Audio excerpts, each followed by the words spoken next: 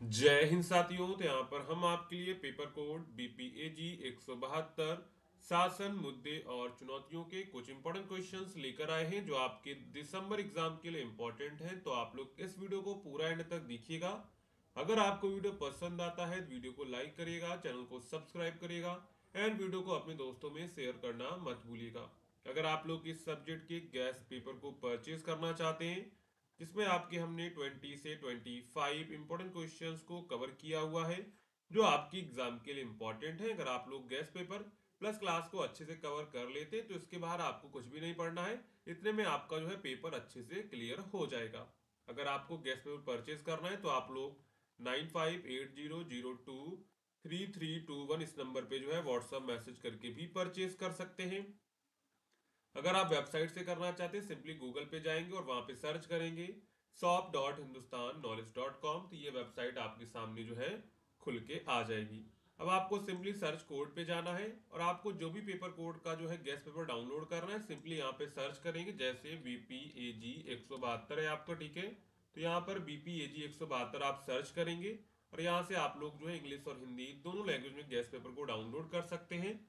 जिस भी लैंग्वेज में आपको डाउनलोड करना है सिंपली उस पर क्लिक करेंगे और यहाँ से आप लोग जो है इसको परचेज कर सकते हैं, ठीक है। अगर आपको कोई प्रॉब्लम होती है तो आप इस नंबर पे जो है व्हाट्सअप कर सकते हैं, आपकी प्रॉब्लम सॉल्व हो जाएगी। अब वापस चलते हैं अपने प्रश्नों पर। तो यहाँ पर हमारा प्रश्न है, शासन प्रक्रिया में हितधारक भागीदारी के रूपों का वर्णन कीजिए। यानी शासन प्रक्रिया में हितधारकों की भागीदारी किस रूप में होती है उसके बारे में यहाँ पे आपको चर्चा करनी है। तो शासन केवल सरकार द्वारा निर्णय लेने की प्रक्रिया नहीं है बल्कि इसमें समाज के विभिन्न वर्गों और लोगों की भागीदारी भी शामिल होती है।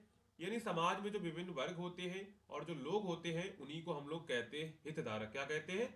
हितधारक कहते हैं। इस भागीदारी को हितधारक भागीदारी कहा जाता है। हितधारक वे लोग समूह या संस्थाएं होती हैं जो नीति या निर्णयों से सीधे या अप्रत्यक्ष रूप से प्रभावित होते हैं।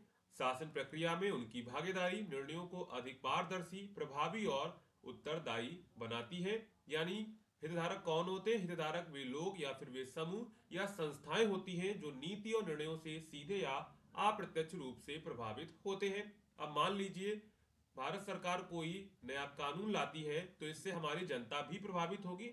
तो ये एक तरीके क्या है? ये एक तरीके हितधारक है, ठीक है। अब देखते हैं हितधारकों की भागीदारी जो है शासन प्रक्रिया में कैसे होती है। जैसे सूचना साझा करना, पहला रूप है जानकारी साझा करना। इसमें सरकार या प्रशासन अपने फैसलों, योजनाओं और नीतियों के बारे में हितधारकों को सूचित करती है। इससे लोग न केवल फैसलों को समझ पाते हैं बल्कि उनमें विश्वास भी बढ़ता है। उदाहरण के लिए किसी नए शहरी विकास योजना के बारे में सार्वजनिक मीटिंग करना या फिर सरकारी वेबसाइट पर योजनाओं की जानकारी देना जो है महत्वपूर्ण माना जाता है। यानी मान लीजिए सरकार कोई कानून लाना चाहती, सबसे पहले वो जनता के बीच कानून को रखेगी, उनके जो है फायदे और नुकसान गिनाएगी। अगर जनता उसको स्वीकार करती तभी वो कानून बिल पास होगा, नहीं तो वो वापस कर दिया जाएगा। इसके बाद है परामर्श। दूसरा रूप है परामर्श। इसमें प्रशासन या सरकार हितधारकों से राय और सुझाव लेती है। यह प्रक्रिया आमतौर पर सर्वेक्षण, सार्वजनिक सुनवाई या कार्यशालाओं के माध्यम से होती है। कभी कभी होता है कि सरकार की तरफ से सर्वेक्षण किया जा रहा है, ये इसीलिए किया जाता है। परामर्श से नीति बनाने में लोगों की समस्याओं और जरूरतों को समझा जा सकता है। उदाहरण के लिए ग्रामीण विकास योजनाओं के लिए पंचायतों में चर्चा आयोजित करना। यानी सरकार क्या करती है, समय समय पर परामर्श भी लेती है, यानी सर्वेक्षण कराती है। तो ये सारी चीजें जो है परामर्श के अंतर्गत आ जाती हैं। इसके बाद सहभागिता। सहभागिता में हितधारक केवल सुझाव नहीं देते बल्कि निर्णय लेने की प्रक्रिया में सक्रिय रूप से शामिल होते हैं। इसमें समिति, परिषद या कार्यदल का हिस्सा बनकर लोग नीति निर्माण और योजना कार्यान्वयन में भाग लेते हैं। यह तरीका नीतियों की गुणवत्ता बढ़ाता है और उनकी समाज में प्रभाव को भी अधिक कर देता है। इसके बाद सहयोग और साझेदारी के रूप में कुछ मामलों में हितधारक केवल सहभागी नहीं रहते बल्कि सरकार के साथ मिलकर योजनाओं को लागू करते हैं। इससे सहयोग या साझेदारी कहते हैं। इसमें सरकारी और गैर सरकारी संस्थाएं, सामुदायिक संगठन और नागरिक मिलकर नीतियों को जमीन पर उतारते हैं। उदाहरण के लिए स्वास्थ्य, शिक्षा या पर्यावरण संरक्षण में NGO और सरकार का संयुक्त कार्य। यानी यहाँ पर क्या होता है, सरकार जो है और NGO वगैरह है, संगठन है और नागरिक मिलकर क्या करते हैं, नीतियों का कार्यान्वयन करते हैं। इसके बाद सशक्तिकरण के रूप में यह शासन प्रक्रिया में सबसे गहरा रूप है। इसमें हितधारक न केवल निर्णयों में भाग लेते हैं बल्कि उनके पास निर्णय लेने की वास्तविक शक्ति होती है। स्थानीय स्वशासन, ग्राम पंचायत और क्षेत्रीय समिति इसका उदाहरण है। इसमें नागरिकों को अपने समुदाय और शासन पर सीधा नियंत्रण मिलता है। इसके बाद हम लोग यहाँ पे निष्कर्ष लिखेंगे। हितधारक भागीदारी शासन को अधिक लोकतांत्रिक और उत्तरदायी बनाती है। सूचना साझा करने से लेकर सशक्तिकरण तक सभी रूप नीति निर्माण और कार्यान्वयन को बेहतर बनाते हैं। जब लोग शासन प्रक्रिया में सक्रिय रूप से शामिल होते हैं तो नीतियां अधिक प्रभावी और समाज के लिए लाभकारी होती हैं। इस प्रकार हितधारक भागीदारी शासन की सफलता और स्थिरता का महत्वपूर्ण आधार है। यानी देखिए, सरकार तभी अच्छे से चलेगी जब हितधारक और सरकार के बीच सामंजस्य होगा। अगर हितधारक अपनी भागीदारी नहीं निभाएंगे तो शासन अच्छे से नहीं चल पाएगा। तो जो हितधारक भागीदारी के रूप में शासन में भागीदारी के रूप में किस प्रकार उत्तरदायी होते हैं, पहला वो सूचना साझा करना, दूसरा परामर्श, तीसरा सहभागिता, चौथा सहयोग और साझेदारी, पांचवा सशक्तिकरण। अगर आपकी एग्जाम में प्रश्न आता है तो आपको ऐसे एग्जाम में लिखना है। अगर आपको पहला प्रश्न अच्छे समझ में आया है तो वीडियो को लाइक करिएगा, चैनल को सब्सक्राइब करिएगा। इसके बाद आपका अगला प्रश्न है, शासन में गैर राज्यकर्ताओं की भूमिका का परीक्षण कीजिए। यानी शासन में नॉन स्टेट एक्टर्स यानी वे लोग या फिर संगठन जो सीधे सरकार का हिस्सा नहीं होते हैं उन्हें हम लोग कहते हैं गैर राज्यकर्ता, लेकिन वो शासन में महत्वपूर्ण भूमिका निभाते हैं। इसमें नागरिक आते हैं, समाज आते हैं, गैर सरकारी संगठन, मीडिया, बहुराष्ट्रीय कंपनियां, धार्मिक और सामाजिक संस्थाएं और अंतरराष्ट्रीय संगठन शामिल हैं। ये कर्ता समाज में नीतियों को प्रभावित करने, सेवाएं पहुंचाने और शासन की पारदर्शिता को बढ़ाने में मदद करते हैं। मान लीजिए सरकार कोई कानून पास करती है तो ये सभी मिलकर, मान लीजिए वो कानून गलत है तो ये सभी मिलकर उस पर दबाव बनाएंगे, सरकार पर दबाव बनाएंगे, जिससे वो कानून वापस हो जाएगा। तो ये भी क्या करते हैं, शासन में महत्वपूर्ण भूमिका निभाते हैं। यानी कि शासन केवल सरकार और उसके विभागों तक सीमित नहीं है। आज के युग में गैर राज्यकर्ता यानी कि नॉन स्टेट एक्टर्स यानी वे लोग जो संगठन या फिर सीधे सरकार में शामिल नहीं है, शासन में महत्वपूर्ण भूमिका निभाते हैं। तो सबसे पहला वो लोग क्या काम करते हैं, नीति निर्माण में उनका योगदान होता है। गैर राज्यकर्ता नीति बनाने में सीधे या अप्रत्यक्ष रूप से योगदान देते हैं। उदाहरण के लिए एनजीओ और थिंक टैंक सरकार को शोध और सुझाव प्रदान करते हैं। पर्यावरण, शिक्षा, स्वास्थ्य जैसी नीतियों में ये संगठन जनता की जरूरतों और समस्याओं को सामने लाते हैं। इसके बिना नीतियां अक्सर केवल शासकीय दृष्टिकोण तक सीमित रह जाती हैं। यानी गैर राज्यकर्ता क्या करते हैं, नीति बनाने में सीधे या अप्रत्यक्ष रूप से योगदान देते हैं। उदाहरण के लिए एनजीओ और जो है थिंक टैंक सरकार का शोध और सुझाव प्रदान करते हैं। यानी एनजीओ क्या करते हैं, समय समय पर सर्वेक्षण करते हैं और सरकार को बताते हैं कि आपको ऐसी नीतियां बनानी चाहिए। जैसे पर्यावरण, शिक्षा, स्वास्थ्य जैसी नीतियों में ये संगठन जनता की जरूरतों और समस्याओं को सामने लाते हैं। इससे क्या होता है, इससे सरकार जो है नए कानून बना पाती है जो जनता के लिए लाभकारी होते हैं। इसके बाद सेवाएं प्रदान करना। सरकार हमेशा सभी क्षेत्रों में सेवाएं प्रदान नहीं कर सकती।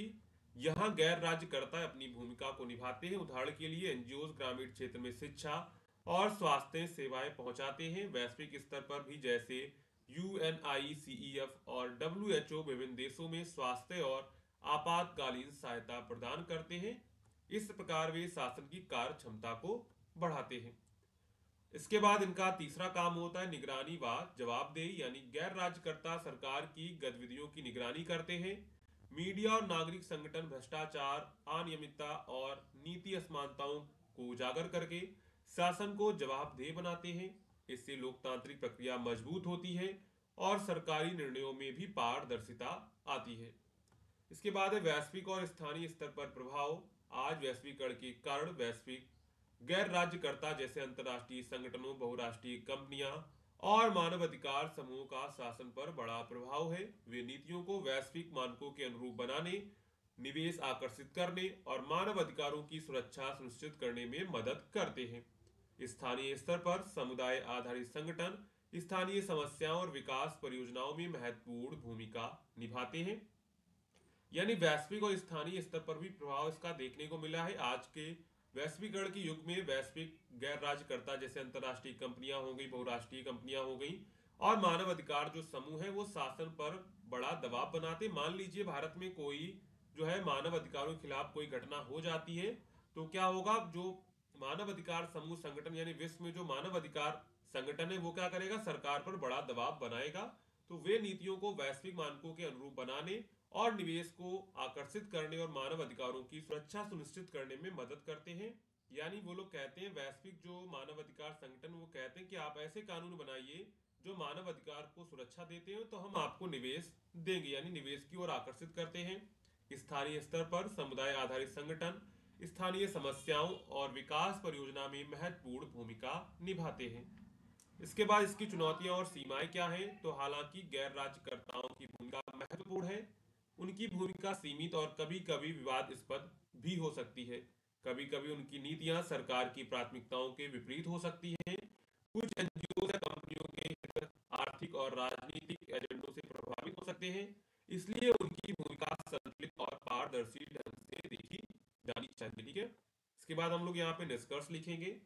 अंततः शासन में गैर राज्यकर्ताओं की भूमिका बढ़ती जा रही है।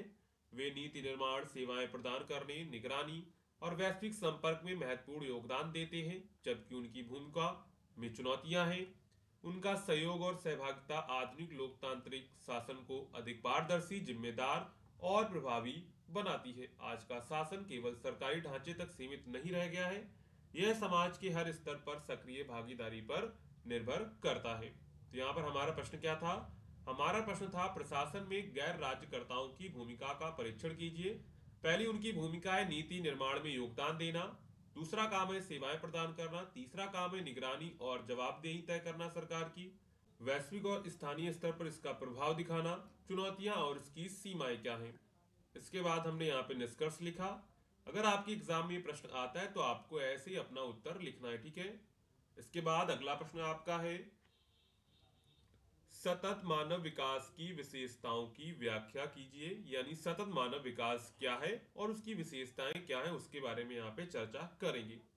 तो सतत मानव विकास का अर्थ है ऐसा विकास जो न केवल वर्तमान पीढ़ी की जरूरतों को पूरा करे, बल्कि भविष्य की पीढ़ियों के लिए भी संसाधन और जीवन की गुणवत्ता को सुरक्षित रखे। इसका उद्देश्य केवल आर्थिक वृद्धि नहीं है, बल्कि मानव जीवन के सभी पहलुओं जैसे शारीरिक, मानसिक, सामाजिक और सांस्कृतिक का समग्र विकास है। इसकी कई विशेषताएं निम्नलिखित हैं। तो सबसे पहले देखते हैं मानव विकास का अर्थ क्या है। सतत मानव विकास का अर्थ क्या है, ऐसा विकास जो न केवल वर्तमान पीढ़ी की जरूरतों को पूरा करे, बल्कि भविष्य की पीढ़ियों के लिए भी संसाधन को जुटा के रखे। तो सबसे पहले इसकी विशेषता क्या है, मानव केंद्रित विकास। यानी सतत मानव विकास जो है वो मानव केंद्रित होता है। सतत विकास का सबसे महत्वपूर्ण पहलू मानव है, यानी इसमें मानव को केंद्र में रखा जाता है। इसका मतलब है कि विकास के सभी प्रयासों का उद्देश्य लोगों की भलाई बढ़ाना होना चाहिए। हमें शिक्षा, स्वास्थ्य, पोषण और जीवन स्तर और सामाजिक सुरक्षा जैसी चीजें शामिल करनी चाहिए। विकास केवल पैसे कमाने तक सीमित नहीं होना चाहिए, बल्कि लोगों के जीवन को बेहतर बनाने तक सीमित होना चाहिए। यानी हमारा उद्देश्य क्या होना चाहिए, हमारा उद्देश्य पैसा कमाना नहीं होना चाहिए, हमारा उद्देश्य होना चाहिए कि हम लोगों के जीवन को बेहतर बना सके। संसाधनों का न्याय संगत उपयोग। सतत मानव विकास में प्राकृतिक संसाधनों जैसे पानी, जंगल, मिट्टी और ऊर्जा का उपयोग सोच समझकर किया जाता है। इसका उद्देश्य यह सुनिश्चित करना है कि वर्तमान पीढ़ी इन संसाधनों का उपयोग कर सके और भविष्य की पीढ़ियां भी इन्हें बिना कठिनाई के उपयोग कर सके।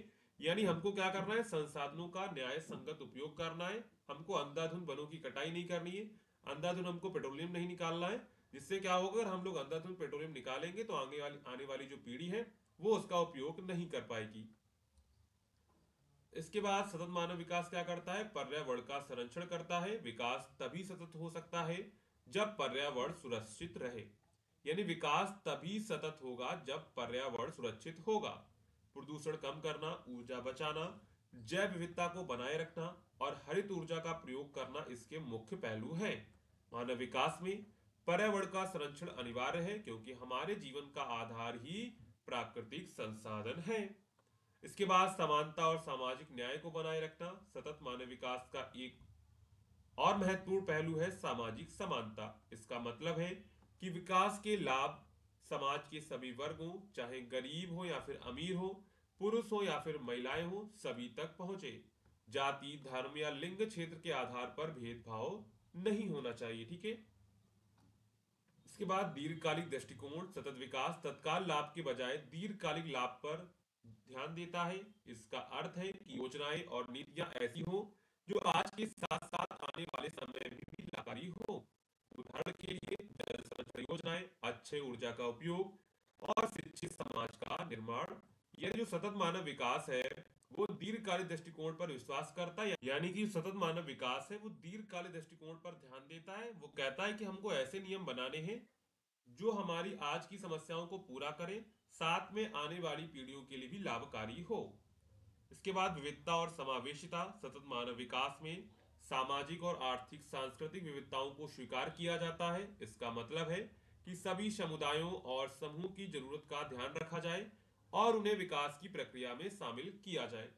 व्यक्तिगत और सामाजिक विकास का संतुलन बना के रखना, सतत मानव विकास सिर्फ व्यक्ति के लिए नहीं है बल्कि समाज के लिए भी है। इसमें व्यक्ति की कौशल, शिक्षा और स्वास्थ्य का विकास होता है। साथ ही समाज में समानता, सुरक्षा और न्याय भी सुनिश्चित होते हैं। यानी जो मानव सतत मानव विकास है वो समाज में समानता, सुरक्षा और न्याय को सुनिश्चित करने का भी काम करता है। इसके बाद हम लोग यहाँ पे निष्कर्ष लिखेंगे। सतत मानव विकास का लक्ष्य केवल आर्थिक समृद्धि नहीं है बल्कि सभी लोगों के जीवन को बेहतर बनाना है। यह विकास पर्यावरण, संसाधनों और सामाजिक न्याय को ध्यान में रखते हुए होना चाहिए। जब यह सभी विशेषताएं एक साथ पूरी होती हैं तभी हम कह सकते हैं कि मानव विकास सतत और सफल है। तो यहाँ पर हमने पेपर कोड बीपीएजी 172 के कुछ इंपॉर्टेंट क्वेश्चंस को डिस्कस किया हुआ है जो आपकी एग्जाम के लिए इंपॉर्टेंट है। अगर आपको ये वीडियो पसंद आए हो तो वीडियो को लाइक करिएगा, चैनल को सब्सक्राइब करेगा एंड वीडियो को अपने दोस्तों में शेयर करना मत भूलिएगा। मिलते हैं नेक्स्ट वीडियो में, तब तक के लिए जय हिंद साथियों।